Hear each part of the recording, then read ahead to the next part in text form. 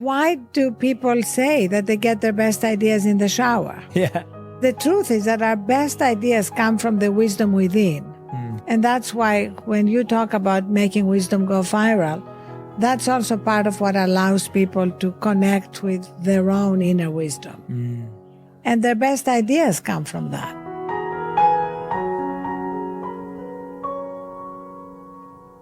Hey everyone, thank you so much for coming back to On Purpose, the #1 health podcast in the world. I'm so grateful that all of you are taking out time to invest in your health and well-being. You could be anywhere in the world right now, but you're either listening to this or watching this, whether you're walking your dog, you're commuting to or from work, or maybe you're at work, maybe you're taking a break, or maybe you're at the gym. Wherever you are, thank you. Thank you so much for investing in your education over entertainment, but we're going to make this really fun too. And today's guest is someone I'm so grateful and honored to be sitting next to. She's someone who needs no introduction. She's the founder of the Huffington Post. She's the CEO and founder of Thrive Global and one of the most influential people in the media and world today. Her name is Arianna Huffington. Arianna, thank you so much for doing this, honestly. Thank you, Jay. I'm so happy to be here with you. Really, I've been looking forward to it all week. I'm so grateful, honestly, because we're sitting inside Thrive Global right now in New York. These are your brand new offices. They're absolutely beautiful. Thank you. Your team is amazing as always. And you've opened this up as our home and made us feel so comfortable. Anytime. But so today I've got so many things I want to dive into. I feel that you're the thought leader the world really needs today. And I'm so grateful that you've taken it upon yourself to make your mission to help people thrive all across the world. And I want to go back to your book that you called Thrive. It's a book that I believed when I read it, I just felt, I was like, I can't believe someone's actually put this all into words. I connected so deeply with it. And my big question, which I want to start off with, is today, how can our listeners redefine success for themselves? What does it mean to go through that process that you so beautifully outline? Because today we're bombarded by so many definitions of success. How did you start that process and how can our listeners do that? Well, thank you for starting with the most important question, which was the question I try to address with Thrive the book and that we are working on with Thrive the company. And basically, you know, you and I love reading philosophy, whether it's the Greeks, the Vedas, the Stoic philosophers. And the bottom line is that what is the good life is a constant priority for philosophers, trying to define the good life. What happened in our modern culture is that we shrunk down the definition of the good life to success. And we shrunk the definition of success down to two metrics, money and status/power. And that's like trying to sit on a two-legged stool. Sooner or later, you fall off. Yes. So what we're trying to teach here at Thrive and what I'd love everybody listening and watching to take home is to redefine success, to include a third metric. Nothing wrong with the first two.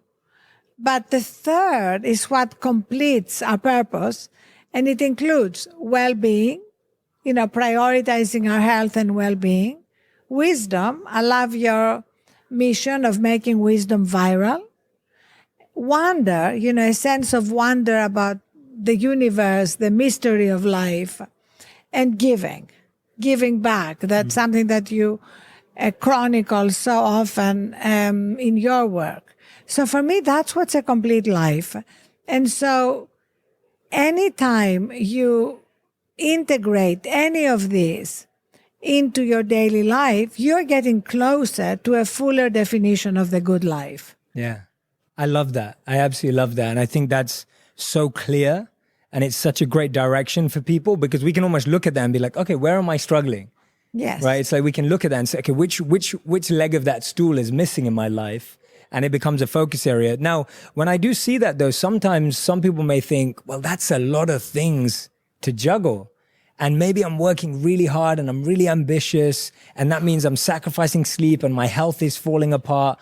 how have you found, or what are your beliefs around real balance in the striving for making an impact, in the striving for wanting to make a difference? How do we also take care of all of those juggling balls? It feels like there's a lot.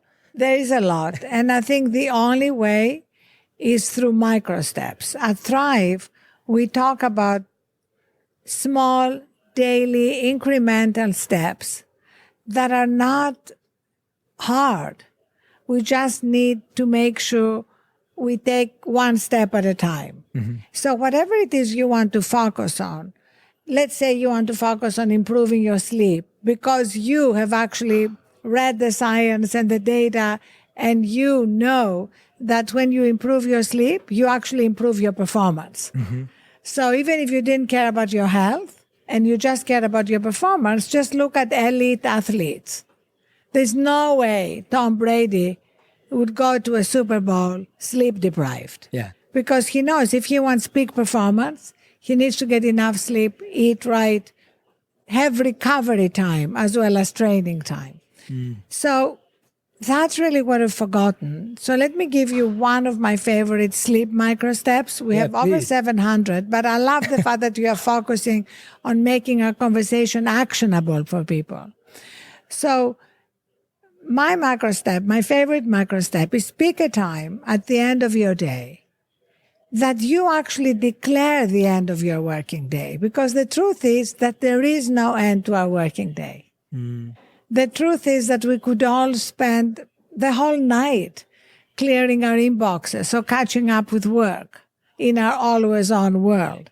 So you have to declare an arbitrary end. And because human beings learn through ritual, you mark that end by turning off your phone and gently escorting it out of your bedroom. I love that. It's small, but key. Not sleeping with your phone. Are you sleeping with your phone? No, I don't sleep with my phone. Amazing. It's absolutely essential because if you sleep with your phone, if you wake up in the middle of the night and you can't go right back to sleep, you are going to be tempted to pick it up and scroll through Instagram or answer some text. And it's much harder to go to sleep and have a deep, really recharging sleep. Absolutely. Yeah, when I first trained myself to do that, I used to lock all my devices in my car outside. So I used to literally go and put my phone, my laptop, everything, because I wanted to train myself out of the habit. And I remember getting a real alarm clock at that time so that I could still wake up if you need an alarm clock. And now I've been able to train myself to wake up after 8.5 hours of sleep a day. So no matter what time I go to sleep, usually it's the same time. I always sleep 8.5 hours and I don't need an alarm to get up. So I get up naturally. My body wakes me up. And that's been such a beautiful conditioning. And it's taken me time, but it really helps because now you're no longer conditioned to wake up to anything. You can wake up at your own pace. Exactly. I think this is amazing what you just said. At first, it may be hard because we're breaking addictions. 100%. But then the reward of how we feel is so enormous. I mean, for me now, it's like the reward of feeling fully recharged is so great. I don't really like myself when I'm sleep deprived. I mean, I'm more reactive, I'm more emotional, Me too. I'm less empathetic, I'm less creative. I don't really want to be around me. So it's actually something that then becomes a magnet to continue doing that. Are there any other habits that you've had to rewire in your life? Anything that you saw as a trigger and you started building steps, micro steps? I love that, to building. Were there any others? Yes. Like, I used to be one of the people who would think, come January 1st, I'm going to start working out for an hour every day. And then by February 1st, I would drop it. So instead, I put a stationary bike in my bedroom.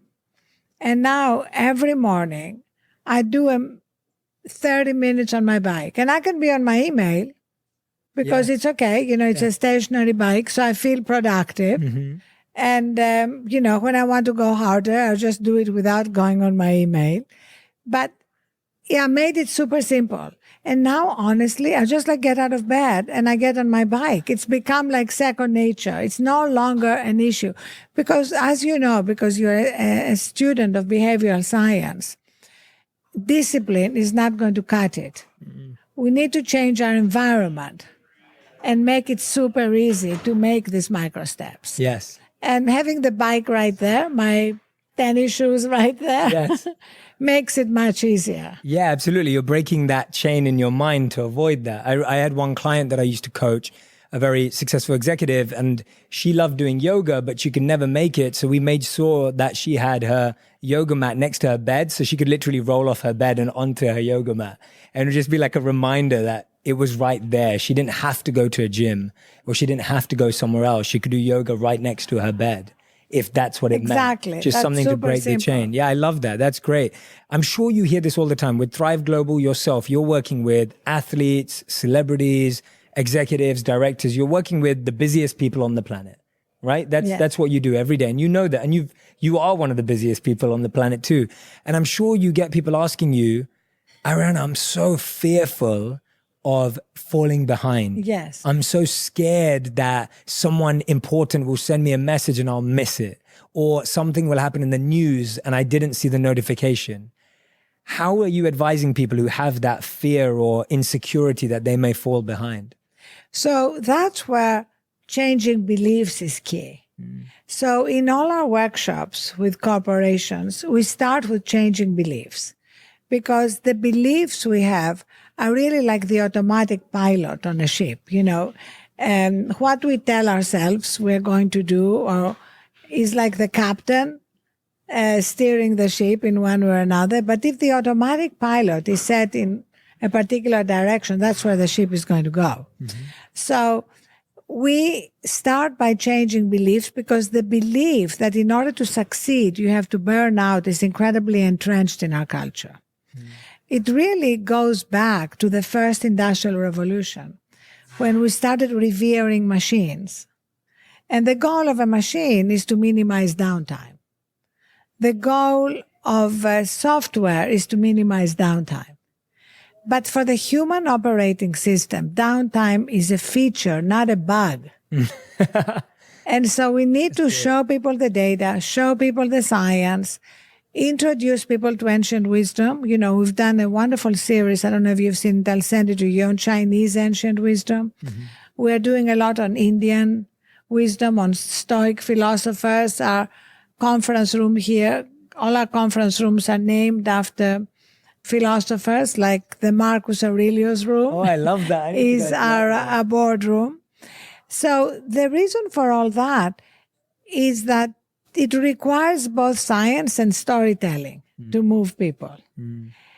But we have found that the thing that moves people more than anything is hearing from successful people in the arena. Yes. It's what you said. It's almost like people need to be given permission and need to hear from people who are successful, who are not chilling under a mango tree.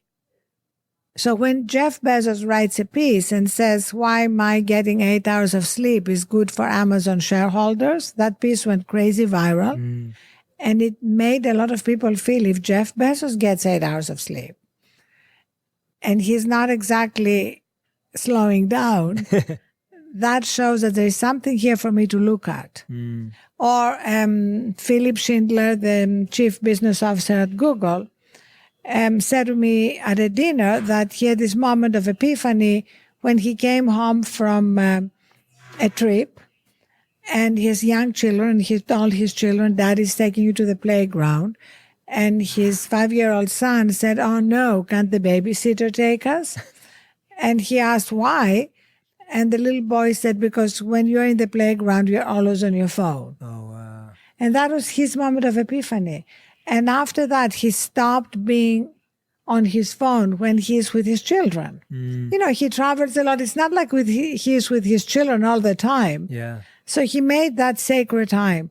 And then he texted me to let me know what an amazing impact it had within Google. So people who felt that they could also do that they could take that step without being afraid that they are going to fall behind. Absolutely, absolutely. And I think you're so right that science storytelling and that last piece of people living the example is the most powerful, because when we see someone who looks like us, talks like us, walks like us, has the same diary as us, and they can do it. And it's funny, isn't it, that we get impressed? I was at a hangout the other day, and I was with a lot of other social media people, and we were all hanging out together, and no one used their phone for about 3 hours. Wow. Because we were all just connecting as human beings. And everyone was, there were a few people there, they were so impressed. They were like, how are you guys not on your phones? And I was just like, because I love this. Like, I love being on a plane. I pretend that planes still don't have Wi-Fi. Like, I just convinced myself that Wi-Fi doesn't exist on planes because I love being able to switch off. Like what you're saying, that it's not a bug, right? It's a feature. It's a feature. I love that. That's so powerful that when we feel, and that's our problem, right? Like we think when we're slowing down, we're like, oh God, why am I slowing down? I need to, we panic. We go, oh no, I'm becoming less productive. But actually that's a feature reminding us to press pause, to slow down, to restart. And then we can actually observe why and how we become more productive. Why do people say that they get their best ideas in the shower? Yeah. It's the truth is that our best ideas come from the wisdom within. And that's why when you talk about making wisdom go viral, that's also part of what allows people to connect with their own inner wisdom. And their best ideas come from that. Absolutely. Let's talk about inner wisdom a bit, because I think we both believe in it very strongly. I know that in my life, I feel I've always been guided by my inner wisdom. Yes. I rarely feel guided by my head. I rarely try and feel guided by the market or the industry. I'm constantly looking to my inner compass to be guided. I'd love to hear from you how you've done that in your life and how you've been able to sift out your inner voice from the noise that often arises from everything around us. So for me, that's kind of the heart of everything I'm doing and that we're doing at Thrive, which is the truth. And that I believe is an absolute truth, that every one of us has a place of wisdom, peace, and strength inside us. It's our birthright. No matter what we do or where we are or where we are born, we do have that. And most of the time, we are completely disconnected from it. And that's such a shame. It's like having been given this incredible inheritance and not even knowing that you have it. And that's why I love when Thich Nhat Hanh said that right now with our addiction to our phones and social media and games, he said it has never been easier to run away from ourselves. And so everything we are doing here is helping people reconnect with that place. Now, there is nobody I know who lives in that place all the time. Of course. That's not what we're saying. What we want to create is a great course-correcting mechanism so that we know, I kind of know, and I'm sure you know when I'm not in that place. And so the first thing I want to do is help myself get back to that place, whatever it takes. Because from that place, I'm so much more productive, so much more creative, and so much more joyful. We don't talk enough about joy. But after all, the purpose of life is not just to be productive. Yeah, definitely not. This is not a dress rehearsal. Absolutely. So if we can also connect with our joy and our loving, suddenly life becomes kind of like a little miracle. Yeah. Absolutely. What are a few things people can do every day to get that voice back for themselves? Like you said, I think so many of us have run so far away from ourselves, like Thich Nhat Hanh mentioned, you quoted, that we don't even know what ourself is anymore. Yes. Right? Like, it's like, well, what is it? Like, I have 10 voices in my head, and one of them's a TV show, and one of them's my favorite song, and one of them's my mom's voice and my dad's voice. Like, what are a couple of things that people can do on a daily basis that's going to help them get closer to that voice again? Well, I believe, and I know you do too, that one of the keys is gratitude. That doesn't mean not acknowledging the pain, because the pain is often real. There's a lot of pain in the world and in our lives, but also recognizing that the pain is not everything. The hardship is not everything. The darkness is not everything. And being able to hold, when we are going through a hard time, these two realities in our hearts as well as our heads at the same time. Yes. That for me is the key. And so doing again micro steps, like starting your morning, taking 1 minute in the morning, 1 minute, to remember 3 things you're grateful for, or set your intention for the day, is absolutely key. If you don't have 1 minute, you don't have a life. The majority of people go directly to their phone first thing in the morning. And you don't know what you're going to see. Yeah, no, not at all. And so suddenly the cortisol hormone, the stress hormone, floods your body before you have even gotten out of bed. So how you start your day is absolutely key. Yeah. And so is how you end your day. Yeah. Because every day is a mixture of good things and bad things happening. I've never had a day which was all amazing. No. Well, maybe 1 or 2, but it's not the norm. Of course. So you can go to bed thinking of all the things that went wrong, or you can go to bed thinking of all the things you're grateful for. Yes. Yes. And that changes the quality of your sleep. Yes. So what is interesting, Jay, as you know, is that in terms of our evolution, our mind tends to go to the negative because that's how we survived, right? I mean, if we were followed by a tiger and focused on the sunset, we would not be here. Yes. But right now, we continue to live in this fight or flight mode, even though there aren't a lot of tigers around. Definitely not. And that's what we need to change. Absolutely. And I love what you're saying, because actually I think when I lived as a monk for 3 years, one of the biggest principles we talked a lot about was how when we are asked to be grateful for something, we only remember the positive. Whereas actually, a lot of the times when we've been in our greatest pain, that's been the greatest path to our potential. Yes. That actually the pain, the suffering, the tragedy, the falling down was actually the moment of our rise and growth. And I've noticed that when I look in reflection in gratitude, or I look in hindsight, it's actually the lowest point of my life that became the birth of the best moments of my life. And it's so easy to forget that. So now when I'm going through painful moments, I'm always saying to myself, don't judge this moment as painful. Don't judge the moment, because this could be the moment that leads to the next best thing that happens to you. And so becoming grateful in that pain too. Absolutely. Right? Completely agree with that. It's like the Leonard Cohen song, that the light comes in through the cracks. Yes, exactly, yes. And I know that from my life, when I look back, I remember one of the most painful moments in my life was when I was very much in love with this brilliant writer in London. And we were together for 7 years. By now I was 30 and I really, really wanted to have children.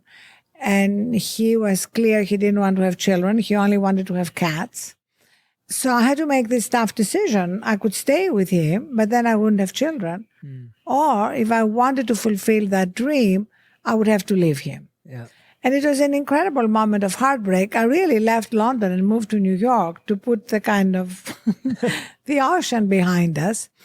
And yet, when I look back now, that one thing changed my life. So what was like the hardest moment at the time became the moment that allowed me to move here, have my children, build the Huffington Post, launch Thrive, be here with you. And it all happened because a man wouldn't marry me. Yeah. It's crazy. So I say we all need to look back and look at all the things that were terrible heartbreaks and what did they lead to. Yes, absolutely. Mine, funny, I don't think you know this. Mine, funnily enough, was I obviously moved to New York to work with HuffPost when we were together. And then you left to start Thrive. And I left HuffPost at the same time.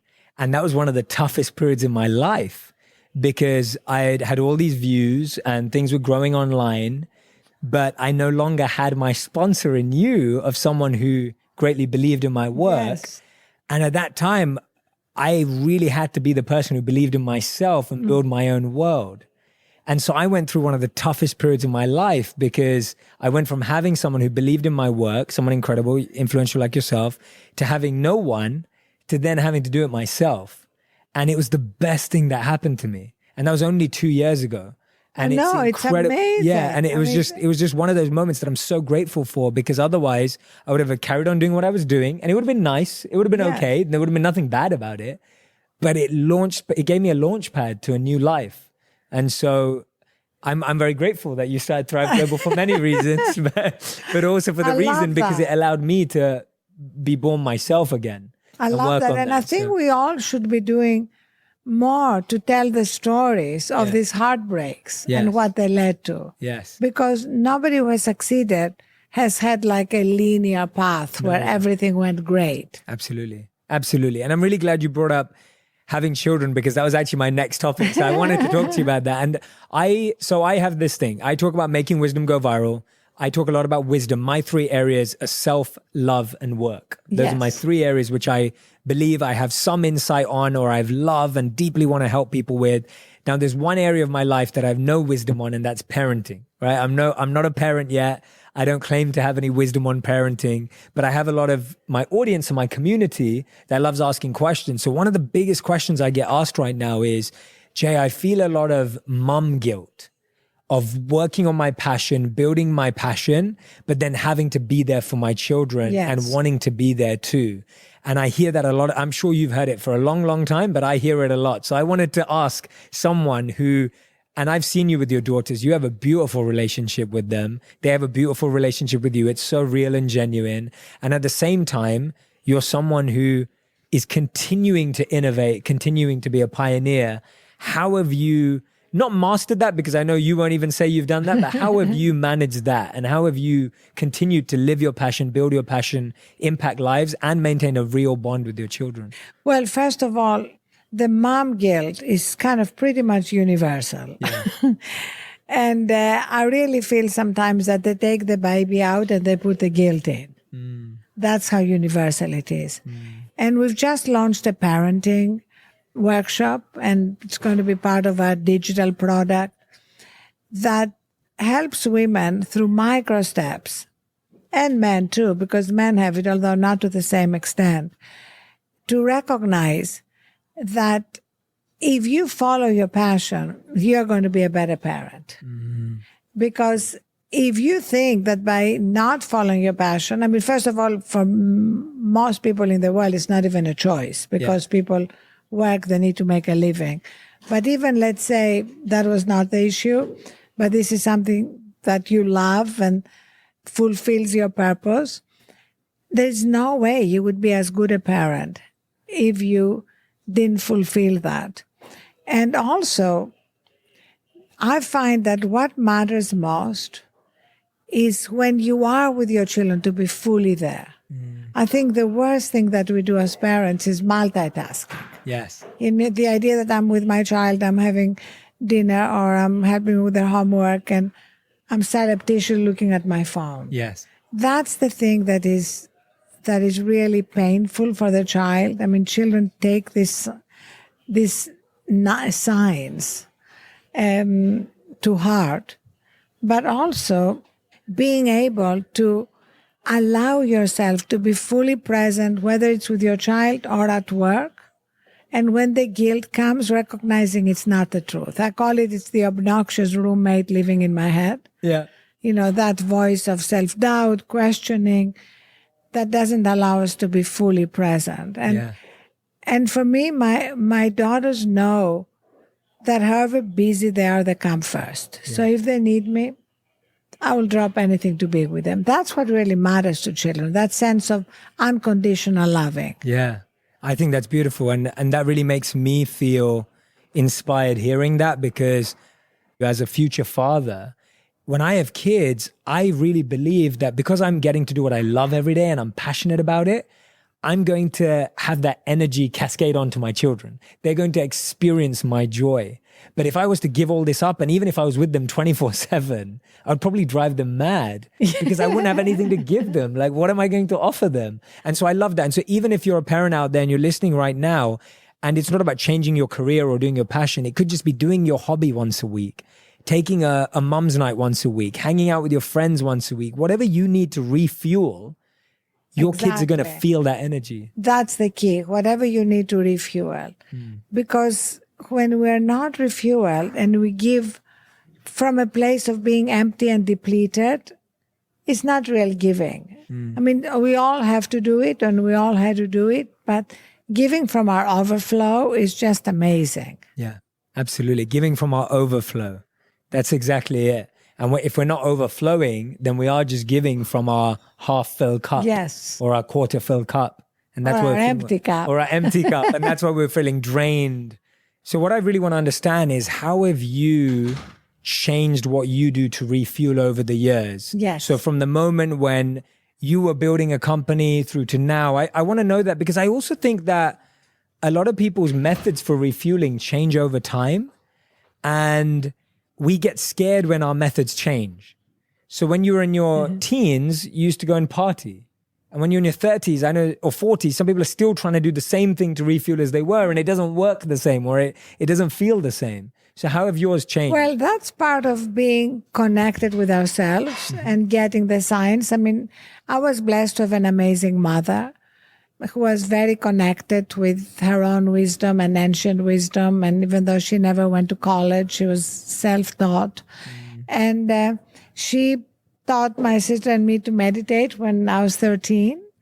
And I didn't do it consistently at the beginning, but it definitely was an incredible gift. So I bought into the delusion that the only way to succeed is to be always on, to sacrifice my own health and well-being, which is absurd. You know, we claim to be data-driven. The data is so clear. That's not what works. I mean, look at the founder myth. Over 3/4 of startups fail. So there's something wrong about the assumption that you have to be always on to succeed. Look at Elon Musk. I mean, he's a brilliant visionary.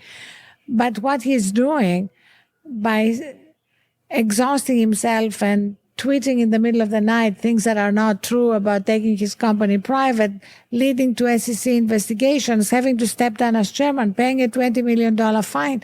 How can this be good for the company you are building? So whatever it is that we are all doing, finding our own ways to refuel is key.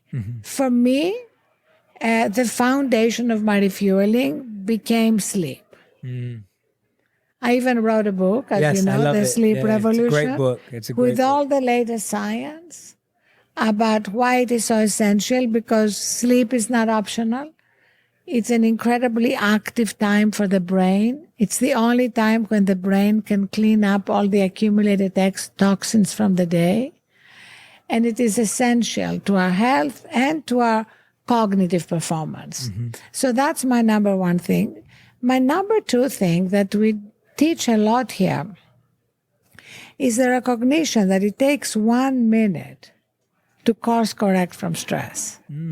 It's not like a long time, but you need to do it every time you feel you're stressed out. So we are launching a behavior change platform, and this product is at the heart of it, to help people when they are stressed to get a recommendation for a micro step. And the micro step can be as small as closing your eyes here, or even not closing your eyes if you're in a public space and you don't want to, and consciously focusing on your breathing.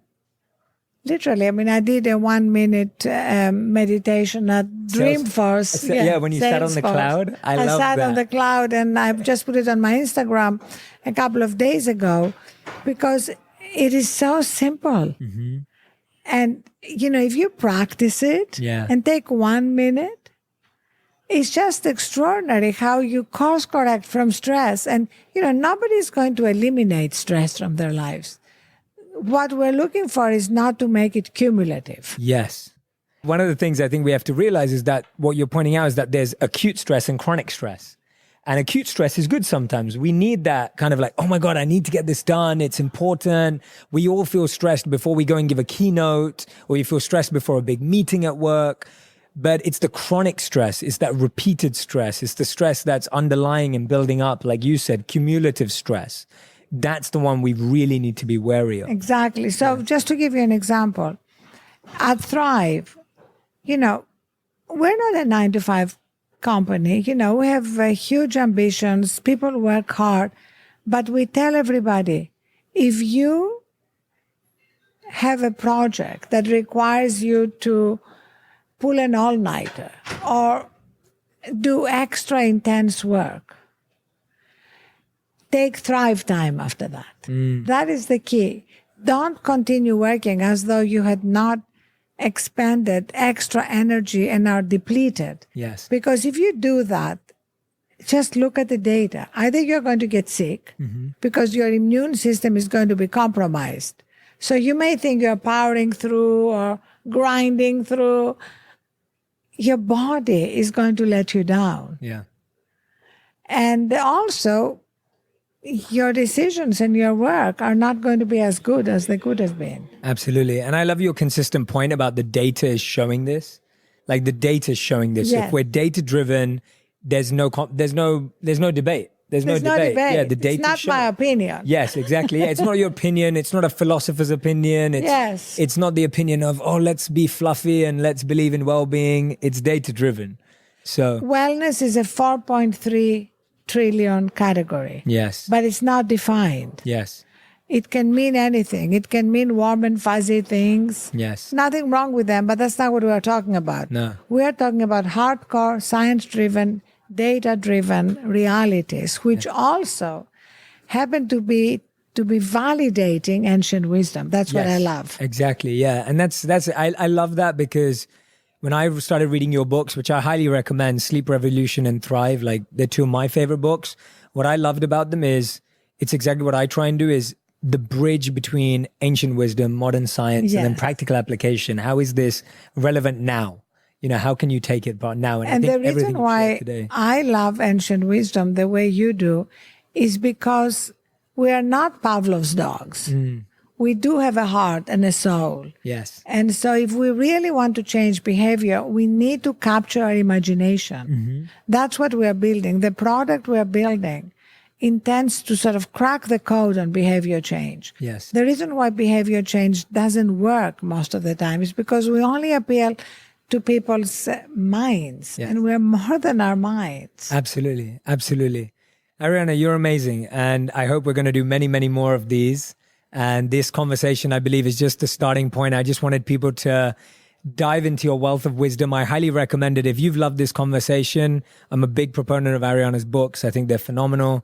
And if you haven't checked out Thrive Global yet, make sure you check them out. They're doing incredible work online in companies and bringing all of this to the work environment, which I think is so important. Having worked at Accenture myself, who I know works very closely with you, it's incredible to see this work infusing into the corporate culture. And also, phenomenal. I would love to invite your listeners to tell their stories. AH@thriveglobal.com is my email. Send it to me and we'll give you a password and you can post them on Jay's channels and on Thrive Global.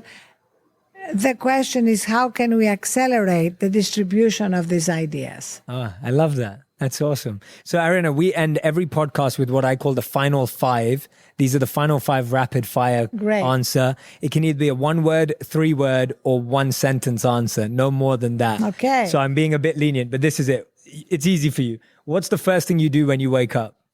The first thing I do when I wake up is focus on my breath and 3 things I'm grateful for. Me too. I love that.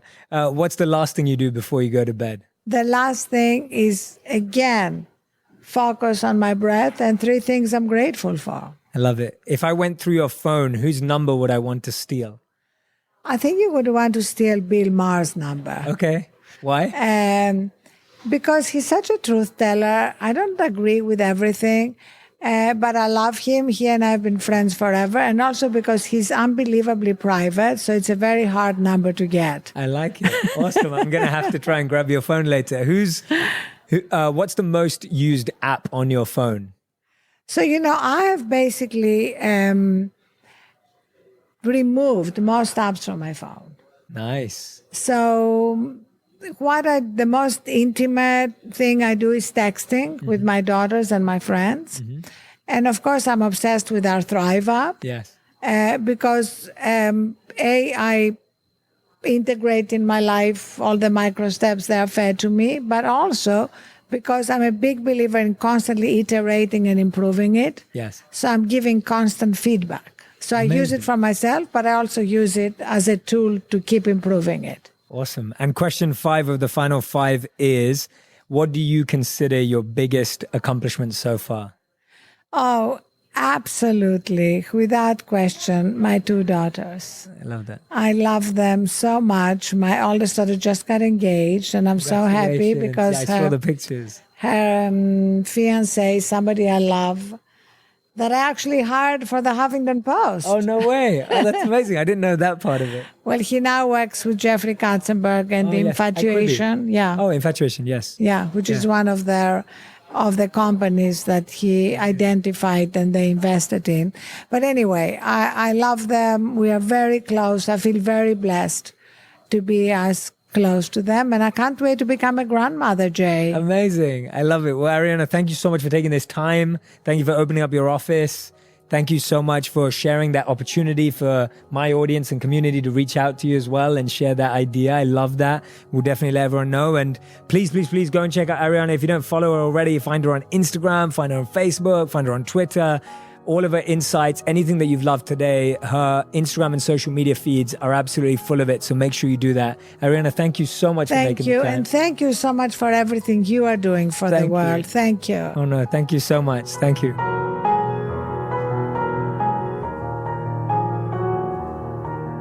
Thank you so much for listening through to the end of that episode. I hope you're going to share this all across social media. Let people know that you're subscribed to On Purpose. Let me know, post it, tell me what a difference it's making in your life. I would love to see your thoughts. I can't wait for this incredibly conscious community we're creating of purposeful people. You're now a part of the tribe, a part of the squad. Thank you for being here. I can't wait to share the next episode with you.